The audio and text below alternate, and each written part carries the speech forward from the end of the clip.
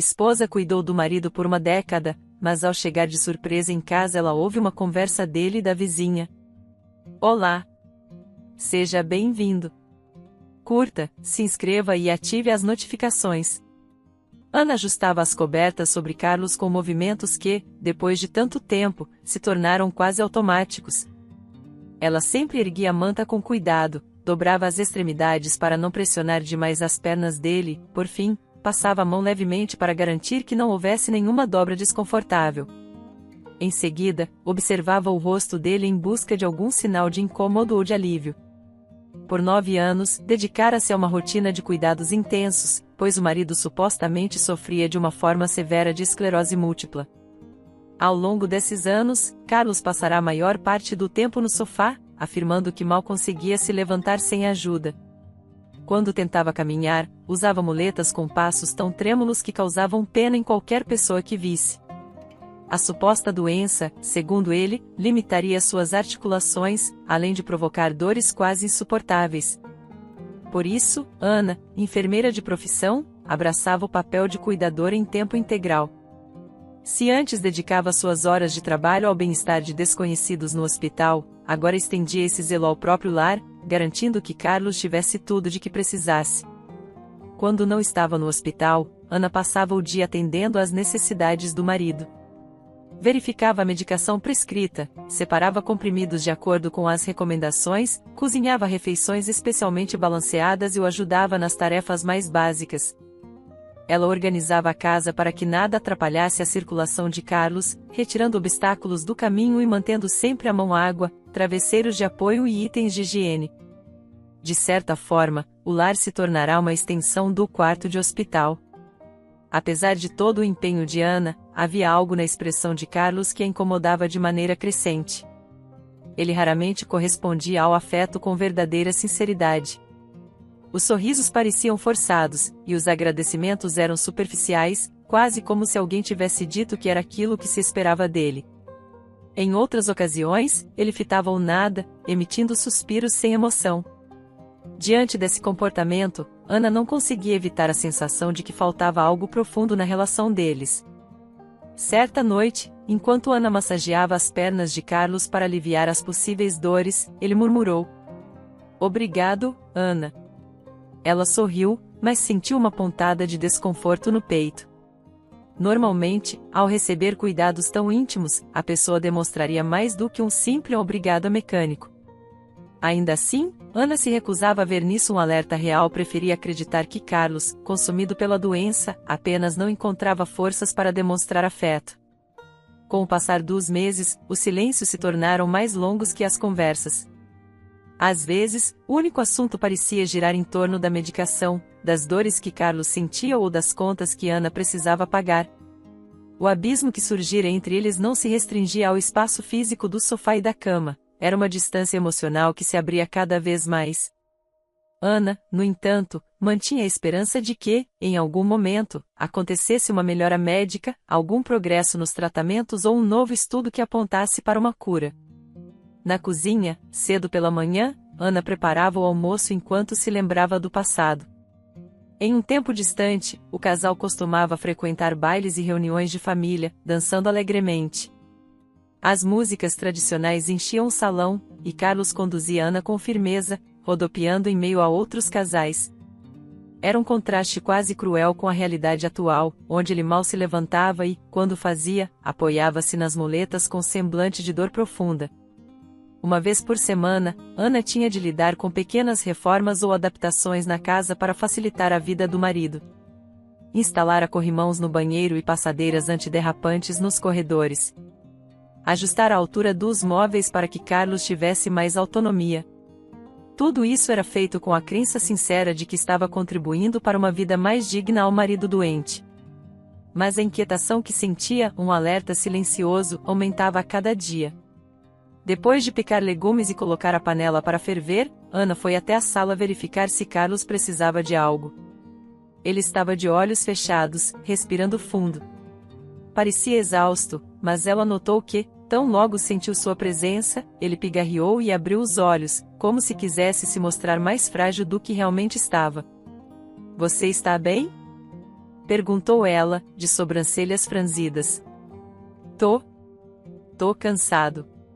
As dores me tomaram a manhã inteira, respondeu ele. Ana sentiu, aproximou-se para ajeitar a almofada e tocou os ombros dele com delicadeza. O toque, porém, não foi correspondido. Era como se ele estivesse ali, mas distante. Mais tarde, antes de partir para o hospital onde trabalhava, Ana repetiu o ritual diário, depositou um beijo na testa de Carlos, ajeitou as almofadas que sustentavam suas costas e deixou ao lado do sofá um copo de água, além dos remédios para as próximas horas. Esse cuidado era fruto de amor, mas também de um automatismo cultivado por quase uma década. Enquanto ia em direção à porta, ela parou por um instante, sentindo um calafrio. Não havia nenhum motivo lógico para desconfiar, porém sua intuição gritava que algo não se encaixava. Nos últimos tempos, lembrava-se de ter visto Carlos reagir de modo estranho quando ela mencionava buscar uma segunda opinião médica ou levá-lo a consultas presenciais com especialistas mais renomados. Ele sempre dizia: não preciso disso agora ou estou sem condições de sair de casa. Explicava que o esforço de se locomover pioraria tudo, e que talvez o melhor fosse manter-se em repouso, seguindo apenas as orientações por telefone. Mas Ana, como profissional da saúde, reconhecia quão fundamental era a avaliação presencial em casos sérios. Ainda assim, ela recuava diante da oposição dele, certa de que não valia a pena estressá-lo. Então, num dia aparentemente comum, Ana se viu obrigada a voltar para casa antes do horário previsto. Tinha esquecido um objeto que precisava levar ao hospital. Estacionou o carro em frente à garagem e notou que a porta estava apenas encostada. Estranhou, pois costumava trancar tudo antes de sair. A desconfiança novamente a fez hesitar. Com passos leves, ela entrou no corredor e logo ouviu vozes vindas da sala. As vozes que chegavam aos seus ouvidos indicavam uma tensão pouco habitual. Ela reconheceu o tom de Beatriz, a vizinha idosa e simpática que, volta e meia, lhe trazia doces ou bolos recém-saídos do forno. Porém, daquela vez, a fala de Beatriz não tinha nada de meiga ou cordial. As frases eram curtas, duras, como se estivesse exigindo respostas. Ana parou perto da parede e ficou imóvel. Segurou a respiração para não ser notada, enquanto tentava entender o que acontecia. A curiosidade se misturou ao medo, especialmente quando ouviu o leve nervosismo na voz de Carlos. Ele soava incomodado, como se tivesse sido pego em flagrante. A distância não permitia que Ana compreendesse tudo, mas as brechas da conversa já diziam muito. Carlos, não brinque com a boa-fé das pessoas, sussurrou Beatriz. Está confundindo as coisas, ele retrucou, com a voz abafada. Ana sentiu o coração acelerar. Mas por que Beatriz estaria falando de boa-fé, pensou. Não fazia sentido alguém como ela chegar na casa dos dois para cobrar algo. Foi então que as palavras ficaram mais claras. Eu te vi andando sem muletas. Tem certeza de que não quer contar a verdade à sua esposa? Disparou Beatriz, em tom de alerta. O choque percorreu o corpo de Ana como um raio, deixando-lhe um frio na espinha. Ela sentiu um nó na garganta ao ouvir aquela frase. Como assim andar sem muletas? A mente de Ana rapidamente foi invadida por memórias, as vezes em que Carlos dizia estar com dores incapacitantes, as raras visitas médicas nas quais ele alegava não poder ir pessoalmente, as conversas em que reagia com evasiva sempre que ela sugeria novos exames. Tudo isso mergulhou num turbilhão confuso de lembranças e possibilidades. Ela chegou a imaginar que tudo não passasse de um equívoco. Seria possível que Beatriz tivesse se enganado ou interpretado mal alguma cena? No entanto, a convicção que a vizinha demonstrava naquelas poucas palavras parecia inabalável. O medo tomou conta de Ana, pois a simples hipótese de Carlos não ser doente soava absurda, mas também aterrorizante. Se fosse verdade, ele a teria enganado por quase uma década. Carlos manteve a voz baixa, respondendo algo que Ana não conseguiu decifrar. Ainda assim, ela podia notar a tensão no tom dele, que se esforçava para manter a conversa controlada. Talvez estivesse negando tudo ou tentando despistar Beatriz. Por um instante, Ana cogitou entrar na sala e confrontar os dois. Mas o choque da possível descoberta a paralisou. Com passos trêmulos, ela recuou pelo corredor antes que notassem sua presença. A pulsação estava descompassada, e a sensação de traída pairava no ar, mesmo sem ter ainda provas sólidas. Precisava pensar, precisava entender melhor o que estava acontecendo. Se fosse uma acusação falsa, o confronto apenas geraria mágoas e desavenças desnecessárias. Mas se fosse verdade? Nem conseguia terminar esse pensamento sem sentir vontade de chorar. Ana voltou ao carro, afundando-se no banco, o objeto que tinha esquecido já não parecia tão importante. Passou alguns minutos respirando fundo, buscando recobrar a lucidez. Não queria entrar em casa e ver a face de Carlos naquele momento. Também não queria procurar Beatriz para tirar satisfações. Sua cabeça estava prestes a explodir, e o coração ameaçava saltar pela boca. Durante o restante do dia, Ana fingiu absoluta normalidade. Voltou ao hospital, entregou-se às tarefas de rotina e procurou não demonstrar qualquer sinal de desconforto. No entanto, a cada instante livre, ela se lembrava das palavras que ouvirá e ficava cada vez mais perturbada. Mesmo sem confirmar os fatos, o simples ato de cogitar que Carlos pudesse estar fingindo uma doença grave era devastador. Afinal, por que alguém chegaria a ponto de manter uma encenação tão longa, envolvendo médicos, parentes e todo o entorno familiar? À noite, quando retornou para casa, encontrou Carlos exatamente onde costumava ficar, no sofá, com as muletas repousando ao lado. Ele olhou para ela e esboçou um sorriso quase imperceptível. "Como foi o seu dia, Ana?" questionou, sem demonstrar entusiasmo. "Corrido", respondeu ela, mantendo a voz firme. "E o seu, tudo certo por aqui?" Carlos pigarreou. "Mais do mesmo." As dores não deram trégua. Ana o fitou por alguns segundos, lutando contra a vontade de perguntar sobre o que Beatriz dissera. Então, se limitou a balançar a cabeça e seguiu para a cozinha, onde se pôs a lavar louças com gestos bruscos, ainda tomada por dúvidas que retumbavam em cada respiração. Ela sequer notou quando Carlos foi para o quarto, ou se continuou na sala, seus pensamentos estavam ocupados demais. Nos dias que se seguiram, a inquietação de Ana só aumentou. Ela passava parte do tempo observando o marido em silêncio, tentando perceber qualquer mínimo sinal de que ele poderia estar fingindo. Notou que às vezes, quando ele achava que não estava sendo observado, a expressão de dor desaparecia rapidamente. Ainda assim, não era prova suficiente. Sempre haveria a possibilidade de um momento de trégua dos sintomas. Certa tarde, lembrou-se de que Carlos rejeitava visitas presenciais ao consultório e optava por teleconsultas sem vídeo. Em teoria, esse médico remoto acompanhava sua evolução, mas Ana nunca tivera acesso direto às consultas. Na verdade, toda a comunicação parecia passar pelo próprio Carlos, que apenas repassava instruções a ela. Agora, com as palavras de Beatriz ecoando em sua mente, Ana começou a desconfiar da própria existência desse suposto médico. Ao mesmo tempo, hesitava em falar diretamente com Beatriz. Tinha medo do que ouviria, caso perguntasse sobre andar sem muletas.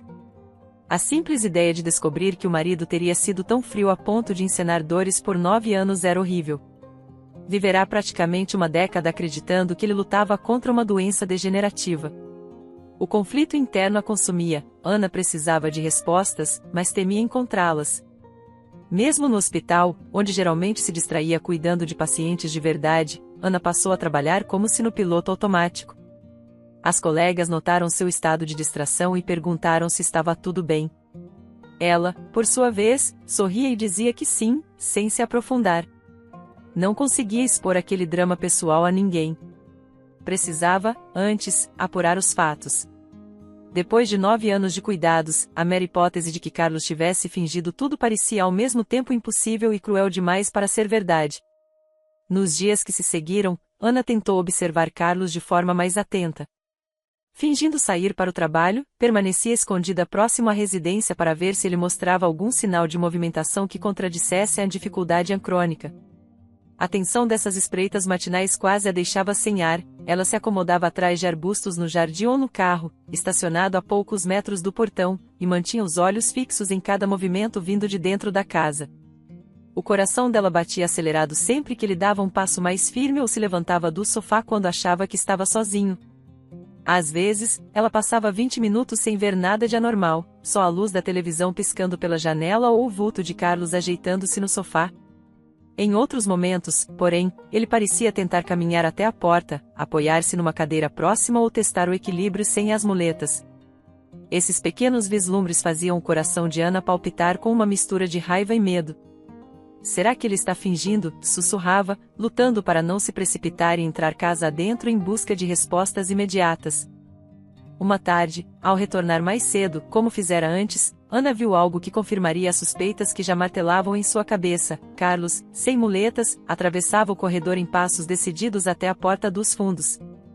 Não se tratava de um simples deslocamento lento, mas de passos rápidos e seguros, como se ele quisesse chegar a algum lugar antes de ser visto. Ela conteve a respiração, chocada ao ver que o marido caminhava com uma agilidade que não correspondia em nada ao comportamento de um paciente com limitações severas.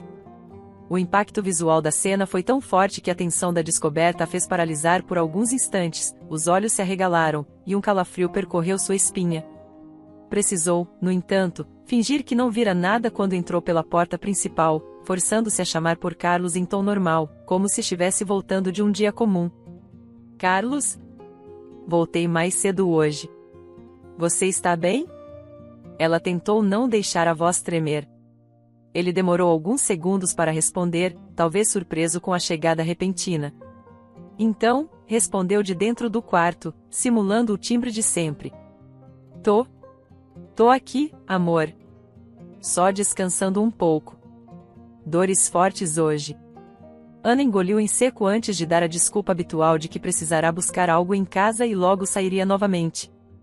Enquanto pegava o que pretendia no armário, notava a inquietação dele no corredor. Pensava em confrontá-lo naquele momento, mas decidiu não o fazer. Precisava de mais provas, de algo inquestionável.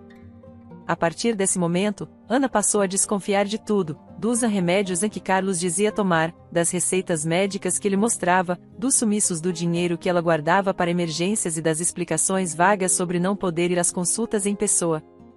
Cada vez que ela encontrava a caixinha de comprimidos, questionava-se se ele os consumia mesmo ou se simplesmente fingia tomá-los para manter a encenação. Quando olhava os atestados em relatórios médicos que Carlos apresentava, começava a notar detalhes suspeitos, como a falta de carimbo ou a letra curiosamente semelhante à dele próprio. Havia algo grande por trás de tantas mentiras. Ela se recordava dos anos de sacrifício financeiro que haviam feito para adaptar a casa, comprar equipamentos de apoio, pagar tratamentos fisioterápicos. Em retrospecto, cada gasto parecia agora uma pista de um golpe que se desenrolava diante de seus olhos. Em paralelo, Beatriz, a vizinha, parecia aflita.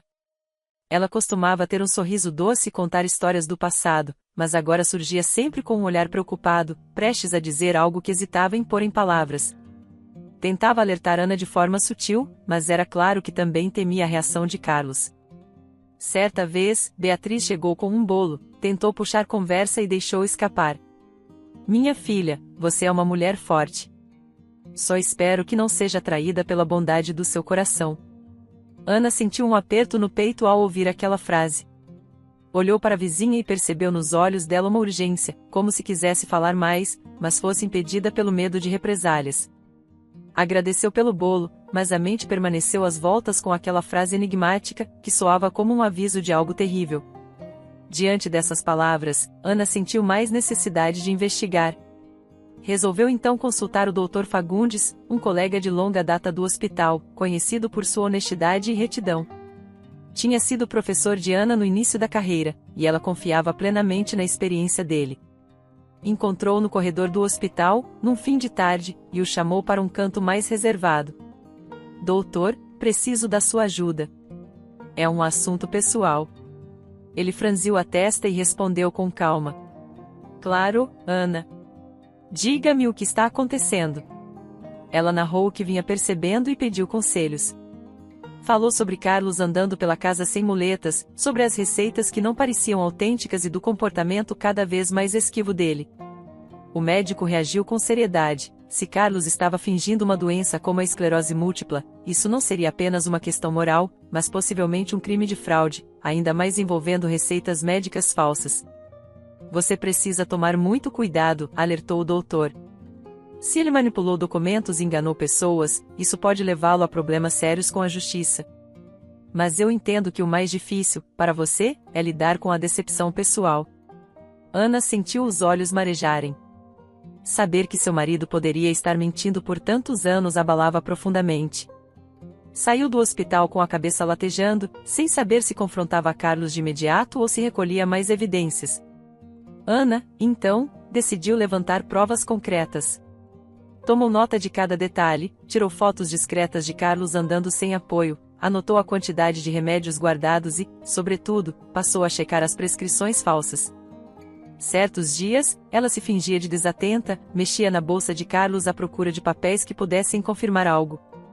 Em uma dessas buscas, encontrou receitas com datas que não coincidiam com nenhum atendimento, e a assinatura dos supostos médicos era praticamente legível. De modo chocante, descobriu que os medicamentos que ele dizia tomar nada tinham a ver com o tratamento de esclerose múltipla. Ao pesquisar na internet, percebeu que as substâncias listadas poderiam ser simples placebos ou até remédios para outras finalidades, analgésicos comuns, antihistamínicos ou vitaminas que nada tinham a ver com a gravidade anunciada por Carlos. Isso não faz sentido, murmurava, suando frio enquanto lia os rótulos. Como pude não perceber antes?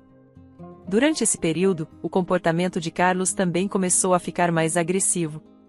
Ele parecia farejar a desconfiança da esposa, fazia perguntas repetitivas sobre onde ela estava indo, que horas chegaria, por que se atrasava.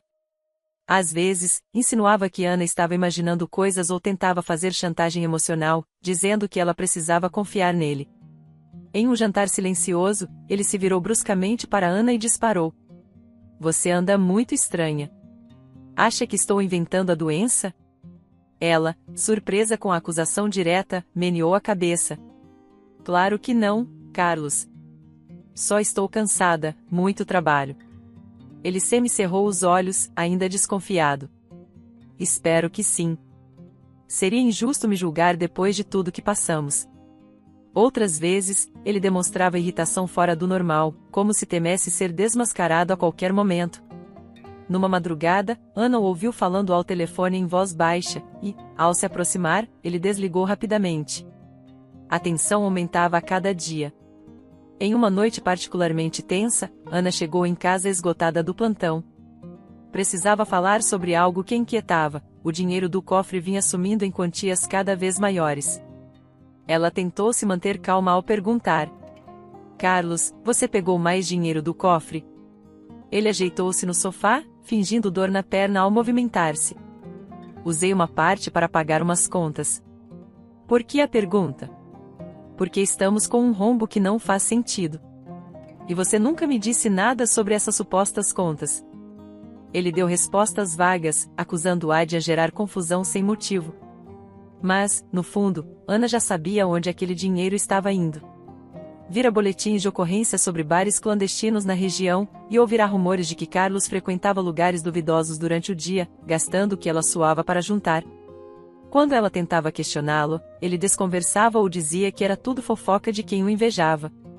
Beatriz, cada vez mais preocupada, finalmente ganhou coragem e resolveu encurralar Carlos em um momento em que Ana não estava.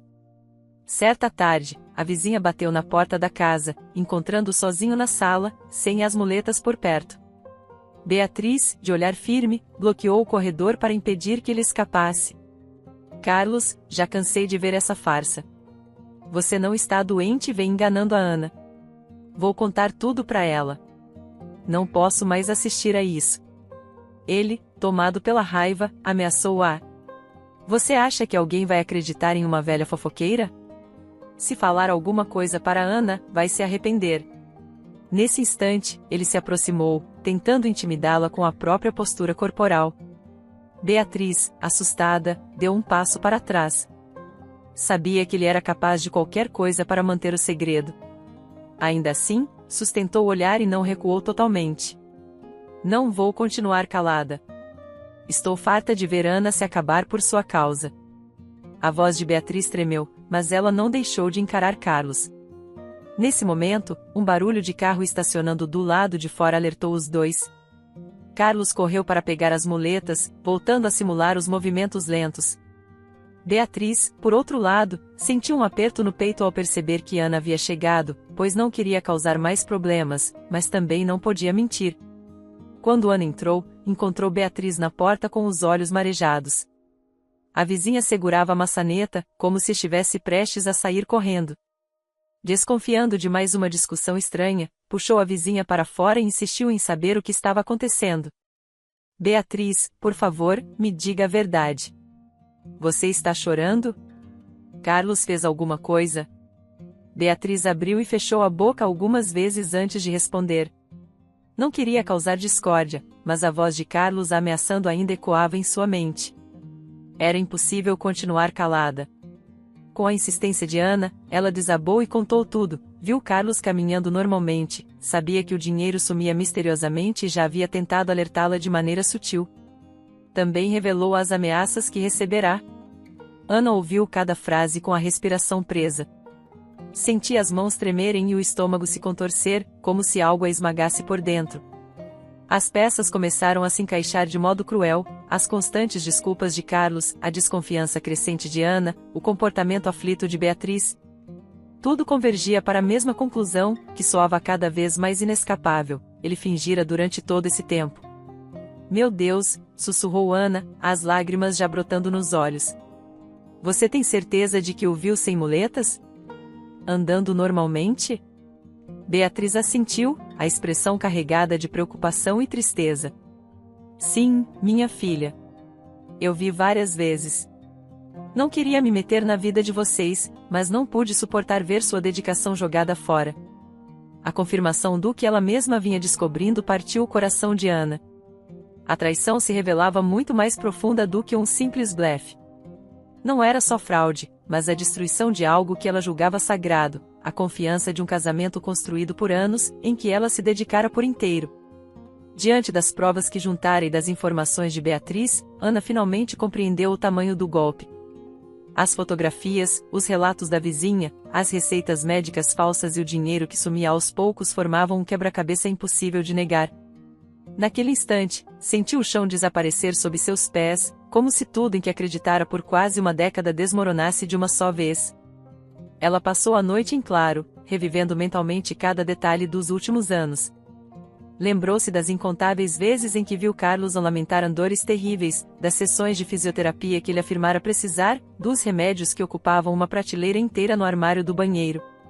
Lembrou também das promessas de recuperação e das palavras de encorajamento que ela mesma proferira, ciente de que, como enfermeira, podia acompanhar e oferecer o melhor cuidado possível ao marido. Agora, todas aquelas memórias adquiriam um tom amargo, uma traição silenciosa, mas constante, que consumira a energia, o dinheiro e os sentimentos dela. Decidiu confrontar Carlos de forma direta. A raiva, a mágoa e a humilhação se misturavam, mas ela sabia que precisava manter a cabeça fria para não ceder à impulsividade. No dia seguinte, elaborou um plano simples. Voltaria para casa de surpresa, outra vez, acompanhada de Beatriz e armada com uma câmera de celular pronta para filmar qualquer atitude suspeita. Você tem certeza de que quer fazer isso? Perguntou Beatriz, ajeitando a bolsa a tiracolo.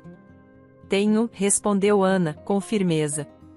Ele não vai admitir nada se eu simplesmente apontar o dedo. Preciso que ele não possa negar. Pouco antes do meio-dia, Ana estacionou o carro na rua de trás, onde não seria vista. Caminhou ao lado de Beatriz pelo quarteirão, ambas tensas com o que poderia acontecer. Ao se aproximarem da casa, espiaram pela fresta do portão, nenhum sinal de Carlos na sala. Ana destrancou a porta com cuidado, entrando quase sem fazer barulho. Minutos depois, ouviram passos firmes que vinham do corredor em direção à porta dos fundos. Carlos surgiu andando com a coluna ereta, sem muletas nem qualquer aparência de desconforto. Em vez de se dirigir a um ambiente de repouso, ele usava uma roupa comum, parecendo alguém prestes a sair para um passeio. Surpresa, Ana ergueu o celular e começou a filmar, segurando a respiração. Nesse instante, Carlos viu o reflexo de um vulto no espelho pendurado na parede. Virou-se num sobressalto e quase perdeu o equilíbrio, percebendo a presença das duas. Sem saber o que dizer, tentou se apoiar apressadamente em uma cadeira, simulando fraqueza nas pernas, mas já era tarde demais. Ana? O que você está fazendo aqui? Ele gaguejou, tentando recobrar o papel de enfermo. Eu? Ela baixou a câmera. Me diga você o que está fazendo, andando perfeitamente, depois de ter me convencido por 9 anos de que era incapaz de ficar de pé sem muletas. Carlos abriu e fechou a boca, sem resposta imediata. Beatriz, à porta, mantinha-se em silêncio, mas seu olhar era de revolta. Qualquer palavra que Carlos tentasse pronunciar seria inútil, pois o flagrante estava completo e registrado em vídeo. Você não entende, balbuciou ele, levando a mão à cabeça. As coisas saíram do meu controle. Ana estremeceu, o rosto tomado por uma expressão de dor e indignação. Quantas vezes eu te levei ao hospital? Quantas noites perdi fazendo sopas, massagens e ajustando remédios? Você mentiu esse tempo todo. Houve um segundo de silêncio, interrompido apenas pelo som da respiração alterada de Carlos. Ele procurou alguma explicação no ar, mas, ao ver a câmara nas mãos de Ana, pareceu desistir de se justificar naquele momento. A confirmação de que Carlos não só andava normalmente como saía durante o dia para lugares onde gastava dinheiro com bebidas e entretenimento rompeu a última barreira de esperança que Ana ainda guardava.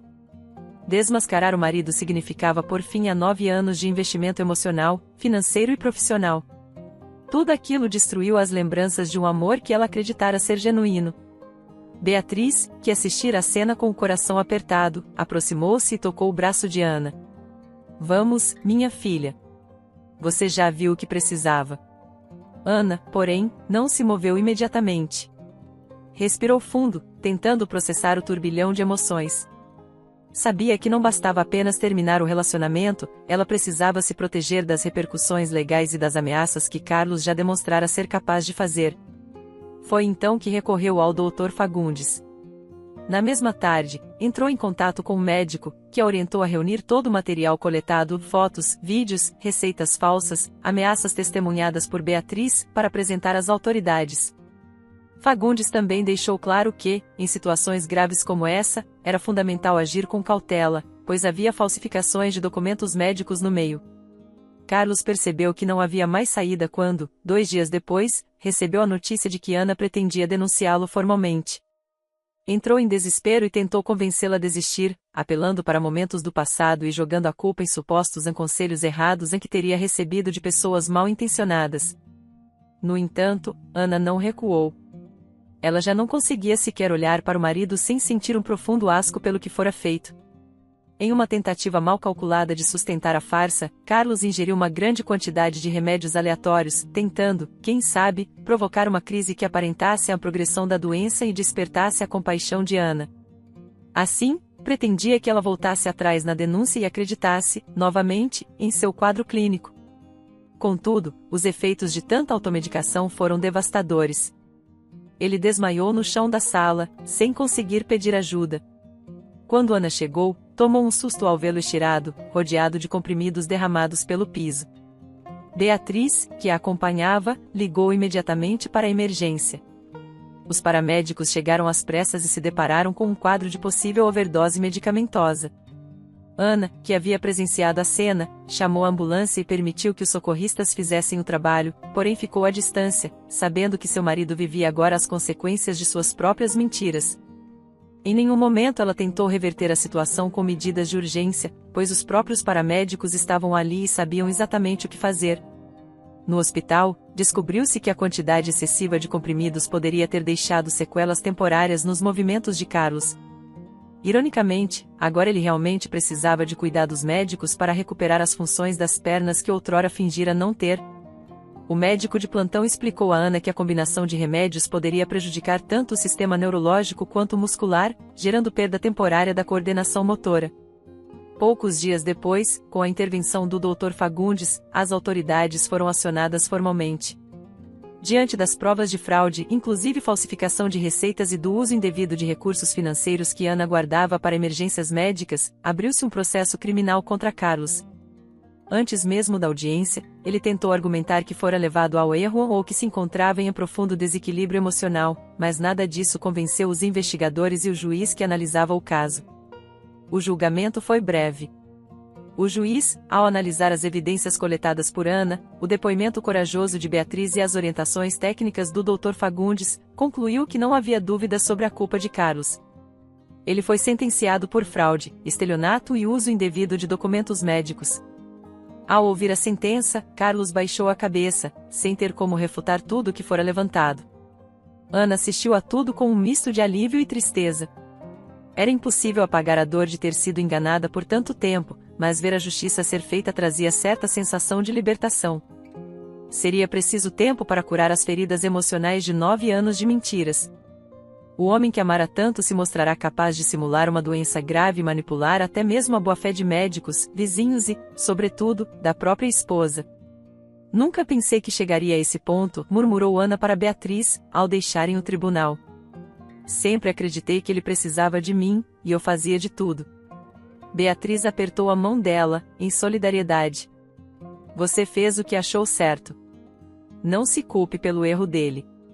A dor daquela traição doía fundo, mas também havia um certo consolo em ver a verdade finalmente lançada à luz. Um peso enorme saiu de seus ombros, ainda que houvesse muito a processar. Após o julgamento, Carlos foi levado à prisão. Em uma reviravolta que o próprio destino pareceu preparar, ele ainda se ressentia das consequências físicas da overdose de remédios, seu corpo estava mais frágil, e isso tornava as coisas ainda mais difíceis na cadeia. Contudo, aquela era a situação que ele mesmo criará, resultado dos anos de engano e manipulação. Ana pôde, então, respirar. Decidiu tirar um período de licença do trabalho para cuidar da saúde mental e reorganizar a vida. Viverá tanto tempo dedicada ao bem-estar de Carlos que mal prestar atenção às próprias necessidades. Ficou hospedada por algumas semanas com Beatriz, que se mostrou não apenas uma vizinha solidária, mas uma verdadeira amiga. Com paciência, as duas reconstruíram a autoestima de Ana. Enquanto organizava papéis e procurava novos rumos, o Dr. Fagundes também se manteve por perto, oferecendo apoio e orientações jurídicas para que ela resolvesse todas as pendências legais e financeiras. Ele ajudou a cancelar cartões, a retirar o nome de Carlos de contas conjuntas e a refazer sua vida financeira de modo independente. Em alguns meses, Ana reencontrou uma espécie de paz que não sentia havia muito tempo. Olhando para trás, recordava-se de quantas manhãs passou arrumando as cobertas de Carlos, picando verduras para sopas e fazendo planos de como superar juntos aquela doença. Agora, sabia que tudo não passará de uma longa encenação. Mesmo assim, preferia não se entregar à amargura. Escolheu seguir em frente, centrada na profissão que tanto amava e nas pessoas que lhe estenderam a mão. Certa tarde, enquanto caminhava por um parque, refletiu sobre tudo o que acontecerá. Os passos no chão lembravam o quanto ela mesma poderia andar livremente, sem o peso de uma mentira que antes sufocava sua rotina. Certo dia, depois do expediente, encontrou-se novamente com Beatriz e com o Dr. Fagundes para um café. Falaram sobre o futuro e como Ana poderia voltar à rotina normal. Apesar das mágoas, ela demonstrava uma força admirável ao dizer: a verdade finalmente veio à tona. Pode ser que eu demore a confiar em alguém novamente, mas não vou me fechar para a vida. Beatriz sorriu, concordando.